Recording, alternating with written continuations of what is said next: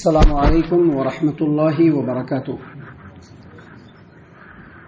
اعوذ باللہ من الشیطان الرجیم، بسم اللہ الرحمن الرحیم۔ وَإِذْ تَأَذَّنَ رَبُّكَ لَيَبْعَثَنَّ عَلَيْهِمْ إِلَى يَوْمِ الْقِيَامَةِ مَنْ يَسُومُهُمْ سُوءَ الْعَذَابِ إِنَّ رَبَّكَ لَسَرِيعُ الْعِقَابِ وَإِنَّهُ لَغَفُورٌ رَحِيمٌ۔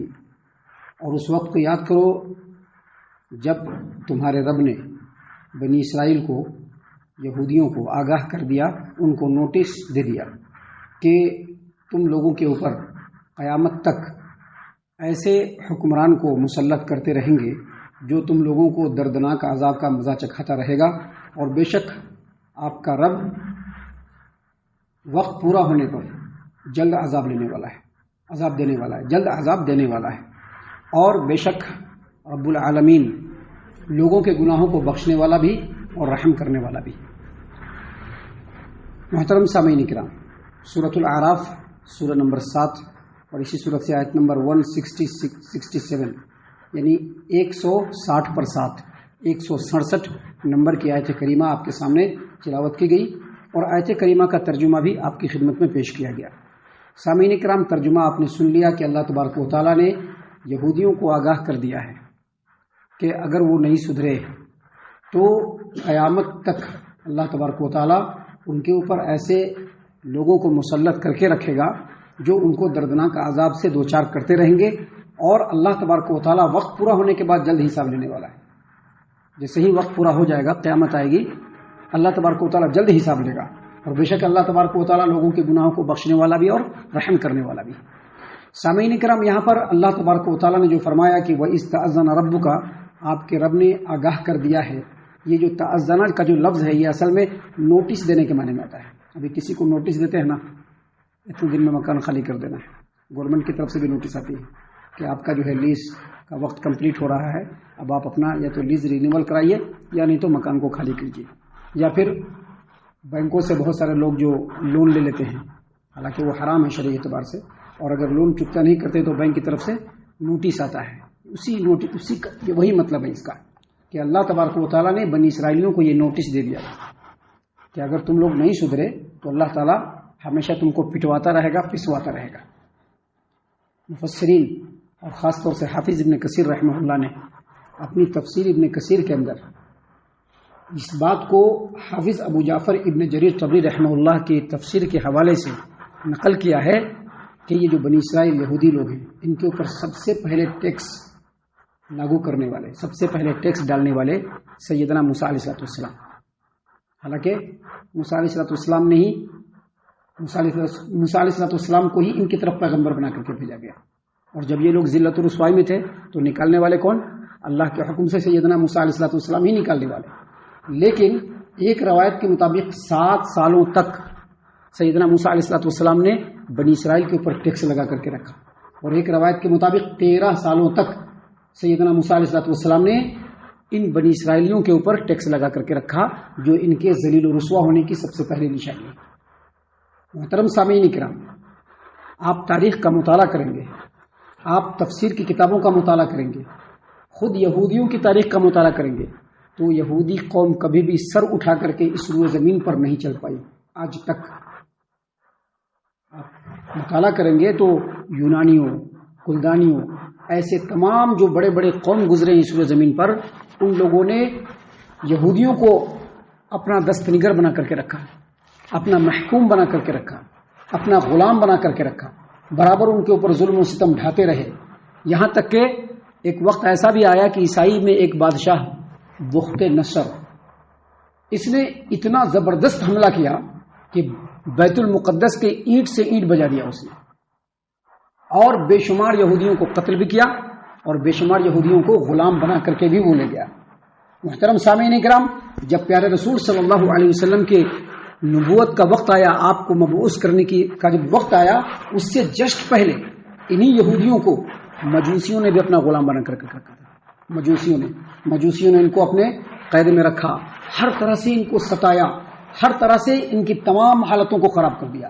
محترم سامعین کرام، جن لوگوں کی تاریخ کے اوپر نظر، اور ہم نے اس سے پہلے ہی بتلایا ہے کہ 20ویں صدی کے بالکل آغاز میں جرمن نازی ہٹلر، جرمن کے اندر ایک قوم ہے ایک قوم جو نازی قوم ہے، اس قوم کے اندر ایک بہت ہی زبردست حکمران آیا تھا جس کا نام ہٹلر تھا.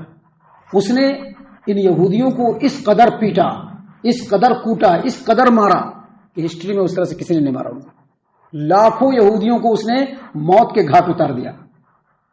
یہ اللہ تبارک و تعالیٰ کی طرف سے عذاب، یہ اللہ تبارک و تعالیٰ کی طرف سے عذاب.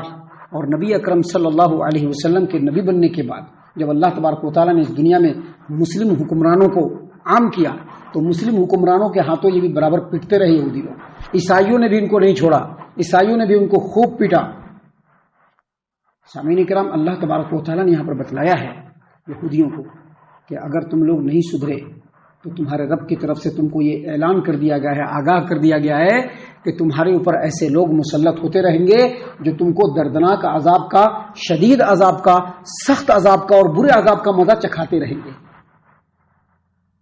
آپ دیکھیں گے اور ہسٹری میں بھی پڑھیں گے کہ جب 20ویں صدی کا بالکل مڈل تھا، بیچو بیچ، تو اس وقت کچھ حکومتوں سے ساز باز کر کے یہودیوں نے ایک چھوٹا سا ملک بنا لیا جو آج کے ڈیٹ میں اسرائیل کے نام سے جانا جاتا ہے. چھوٹا سا ملک بنایا ہے. سب سے دولت مند قوم ہے آج کے ڈیٹ میں بھی، لیکن آج کے ڈیٹ میں بھی جو عزت دوسری قوموں کو ہے وہ یہودیوں کو نہیں ہے، وہ یہودیوں کو نہیں ہے. اللہ تبارک و تعالیٰ نے اسی بات کو یہاں پر بیان فرمایا ہے. سامعین کرام، یہ تو ابھی پاسٹ کی بات ہے جو چل رہی ہے. اللہ کے رسول صلی اللہ علیہ وسلم نے یہ بھی آگاہ کر دیا ہے کہ جب دجال رونما ہوگا، جب دجال آئے گا تو یہ یہودی لوگ ہی دجال کے ساتھ مل کر کے سیدنا عیسیٰ علیہ السلام سے جنگ کریں گے. اور سیدنا عیسیٰ علیہ السلام اس وقت عیسائیوں کے ساتھ نہیں بلکہ مسلمانوں کے ساتھ مل کر کے. اب عیسائی لوگ بھی بڑے کم ترقی میں ہے نا، ہمارے پیغمبر، بلکہ ان کو اللہ بنا دیا، اللہ کا بیٹا بنا دیا. لیکن ایک وقت آئے گا کہ جب دجال نکلے گا اس وقت اللہ تبارک و تعالیٰ سیدنا عیسیٰ علیہ السلام کو نازل فرمائیں گے دوبارہ اس روئے زمین پر. اور اس وقت یہودی لوگ دجال کے ساتھ مل کر کے عیسیٰ علیہ السلام سے جنگ کرنے کے لیے آئیں گے تو اس وقت مسلمان سیدنا عیسیٰ علیہ السلام کے ساتھ مل کر کے بے شمار یہودیوں کو ان کے انجام تک پہنچانے والے ہیں، جس کی خبر اللہ کے رسول صلی اللہ علیہ وسلم نے بہت پہلے دے دی ہے. اللہ تبارک و تعالیٰ نے یہاں پر بیان فرما دیا ہے کہ وَإِسْتَأَذَّنَ رَبُّكَ، اے محمد صلی اللہ علیہ وسلم آپ اس وقت کو یاد کیجئے جب آپ کے رب نے یہودیوں کو آگاہ کر دیا، ان کو نوٹس بھجوا دیا کہ اگر تم نہیں سدھرے لَيَبْعَثَنَّ عَلَيْهِمْ إِلَى يَوْمِ الْقِيَامَةِ مَنْ يَسُومُهُمْ سُوءَ الْعَذَابِ. اللہ تبارک و تعالیٰ البتہ ضرور بھی ضرور ان لوگوں کو تم لوگوں کے اوپر مسلط کرتا رہے گا یہودیوں جو تم لوگوں کو دردناک عذاب کا مزہ چکھاتے رہیں گے. محترم سامعین اکرام، یہ یہودیوں کے بارے میں، لیکن یہ بات یاد رکھیے کہ یہ اللہ تبارک و تعالیٰ کی سنت ہے. اللہ تبارک و تعالیٰ کا یہی طریقہ ہے کہ جو قوم سدھرتی نہیں ہے اللہ ان کو پٹواتی رہتی ہے. مسلمان بھی اس ہسٹری سے الگ نہیں ہے. اگر مسلمان یہ سمجھے کہ ہم مسلمان ہیں، نہیں. اگر ہسٹری میں آپ جائیں گے، جن لوگوں نے بھی پڑھائی کیا ہے یا واقعی جن لوگوں نے پڑھائی کیا ہے ان لوگوں کو معلوم ہے کہ آج کے ڈیٹ میں جو اسپین ہے وہ ایک زمانے میں اندلس تھا. آج کے ڈیٹ میں جو اسپین ہے وہ ایک زمانے میں اندلس تھا. وہاں پر مسلمانوں کی حکمرانی تھی 100-200 سال تک نہیں، 800 سالوں تک وہاں پر مسلمانوں کی حکمرانی تھی. لیکن جب مسلمان ذلت و رسوائی کی طرف بڑھنا شروع کیے تو تمام کے تمام مسلمانوں کو یا تو وہاں سے چھوڑنا پڑا یا موت کو گلے لگانا پڑا. اور آخر میں اندلس خالی ہوا، عیسائی لوگوں نے وہاں پر قبضہ کیا اور آج کے ڈیٹ میں وہ اسپین ہے، اندلس نہیں ہے. آج کے ڈیٹ میں وہ اسپین ہے. محترم سامعین کرام، یہ تو میں نے صرف ایک نمونہ بتایا ہے، لیکن جن لوگوں کی دنیا کی تاریخ کے اوپر نظر ہے یا جو لوگ حالات حاضرہ کے اوپر نظر رکھتے ہیں، بہت سارے ملکوں کے اندر مسلمانوں کو خاص طور سے ٹارگٹ کر کے مارا گیا اور اس جگہ سے مسلمانوں کو خالی کرایا گیا. اس کی وجہ جانتے ہیں کیا ہے؟ یہی اللہ نے کیا فرمایا کہ اگر نہیں سدھرے لیکن ہم سدھرنے کے لیے ریڈی نہیں. اس بات کو یہاں پر بیان کرنے کی کوئی ضرورت نہیں ہے. قرآن ہے، کس کے لیے ہے؟ مسلمانوں کے لیے، انسانوں کے لیے. کوئی ضرورت نہیں، لیکن اس کی ضرورت ہے. اللہ تبارک و تعالیٰ نے اس لیے اس کو نازل فرمایا تاکہ مسلمان سمجھ لیں کہ یہ صرف یہودیوں کے ساتھ خاص نہیں ہے. اگر مسلمان بھی نہیں سدھریں گے ان کے بھی حالات ایسے ہی ہونے والے ہیں اور ہو رہے ہیں. آپ کو دوسری جگہ جانے کی ضرورت نہیں ہے، اپنے ہی ملکوں کو آپ دیکھ لیجئے. کیسے لوگوں کو اللہ تبارک و تعالیٰ نے ہمارے اوپر مسلط کر دیا ہے، جو دھیرے دھیرے پھندے کو کس رہے ہیں، دھیرے دھیرے کس رہے ہیں۔ مطلب کیا ہے؟ اللہ آگاہ کرا رہا ہے کہ سدھر جاؤ، لیکن اگر نہیں سدھرے تو جو حال یہودیوں کا وہی حال مسلمانوں کا بھی ہونے والا ہے۔ اللہ تبارک و تعالیٰ اس کے ذریعے سے مسلمانوں کو یہ آگاہ فرما رہے ہیں کہ اگر تم نے اللہ تبارک و تعالیٰ کے حضور اپنے آپ کو کمپلیٹلی سرنڈر کر دیا، اگر تم لوگوں نے اللہ اور اس کے رسول کی اطاعت و فرما برداری کو اپنی زندگی کا شعار بنا لیا تو یقیناً اللہ تبارک و تعالیٰ تم کو سرخرو کر دے گا، وگرنہ یہودیوں کے نقش قدم پر چلے تو جو حال یہودیوں کا ہو رہا ہے وہی حال تمہارا بھی ہونے والا ہے۔ اس کے بعد اللہ نے آخر میں کیا کہا؟ دنیا کا جو حال ہوگا تو وہ ہوگا ہی، ان ربک لسریع العقاب، وقت جب پورا ہوگا تو اللہ تبارک و تعالیٰ جلد سے جلد حساب بھی لے لے گا۔ دنیا میں جو ہوا سو ہوا، آخرت میں بچنے والے نہیں ہیں، وہاں پر بھی کٹائی ہوگی۔ لیکن اگر لوگوں نے اپنے آپ کو سدھار لیا، اگر اللہ تبارک و تعالیٰ کے بارگاہ میں اپنے آپ کو جھکا لیا، اگر اللہ تبارک و تعالیٰ کے کا مطیع اور فرما بردار ہو گیا انسان، تو یقینی طور پر اللہ تبارک و تعالیٰ ان کو سربلند کرے گا۔ اور اللہ نے کہا وَإِنَّهُ لَغَفُورٌ رَحِيمٌ، بے شک اللہ تبارک و تعالیٰ گناہوں کو بخشنے والا بھی ہے اور لوگوں کے اوپر رحم کرنے والا بھی ہے۔ سامعین کرام، یہ آیت کریمہ اور اس کے ضمن میں جو تفسیر ہے یہ خالص ہمارے لیے نصیحت ہے۔ ہم اللہ سے دعا کرتے ہیں کہ اللہ تعالیٰ ہم تمام کو ان باتوں کے اوپر خوب غور و فکر اور تدبر کرنے کے ساتھ ساتھ ان باتوں کے اوپر عمل کرنے کی بھی توفیق عنایت فرمائے، آمین۔ اللہ تعالیٰ ہم تمام کو صحیح معنوں میں پکا سچا مومن مسلمان بنائے، اللہ اور اس کے رسول صلی اللہ علیہ وسلم کی اطاعت و فرما برداری کرنے والا بنائے، صحابہ کرام رضی اللہ عنہم کے طریقے پر چلنے والا بنائے، جنت الفردوس میں جگہ عطا فرمائے۔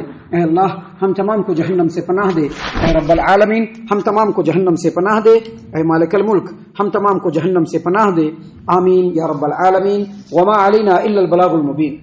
تبارك الذي نزل الفرقان على عبده ليكون للعالمين نذيرا